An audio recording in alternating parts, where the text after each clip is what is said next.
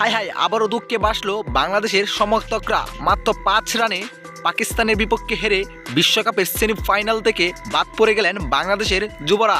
এদিন পাকিস্তানের বিপক্ষে টসে জিতে ফিল্ডিংয়ের সিদ্ধান্ত নিয়েছিল বাংলাদেশ দল, অর্থাৎ টসে হেরে ব্যাটিংয়ে নেমে মাত্র 155 রানে অল উইকেট হয়ে যায় পাকিস্তান দল। 156 রানের সংগ্রহে ব্যাটিংয়ে নেমে রীতিমতো ব্যাটিং বিপর্যয়ে পড়ে যায় বাংলাদেশ দল। কেননা 38 ওভার 1 বলেই তাদের বিপক্ষে জিততে হবে, নয়তো 31 ওভার 2 বলে জিতলেও পাকিস্তানের থেকে রানের কম এগিয়ে থাকবে বাংলাদেশ দল। তাই তো বাড়তি একটা চাপে দুইটি উইকেট হারায় বাংলাদেশ দল। পরে আবার 86 রানে আরও 2টি উইকেট হারায়, 4টি উইকেট হারিয়ে বেশ ব্যাটিং চাপে পড়ে যায়। পরে দেখতে দেখতে আরও 2টি উইকেট হারিয়ে ফেলে টাইগাররা। শেষ পর্যন্ত অধিনায়ক মাহফুজুর রহমান রাব্বি ও মোহাম্মদ শিহাবের উপর চাপ পড়ে তাদের দুজনের পার্টনারশিপে অনেকটা জয়ের স্বপ্ন দেখছিল বাংলাদেশ দল, কিন্তু না, শেষ পর্যন্ত মাহফুজুর রহমান রাব্বি ও মোহাম্মদ শিহাবও হার মানেন। শেষ পর্যন্ত 2 বলার মিলেও খেলা জিতাতে পারে নাই, যেখানে 2 ওভারে প্রয়োজন ছিল বাংলাদেশের 5 রান, কিন্তু সোজা বোল্ট আউট হয়ে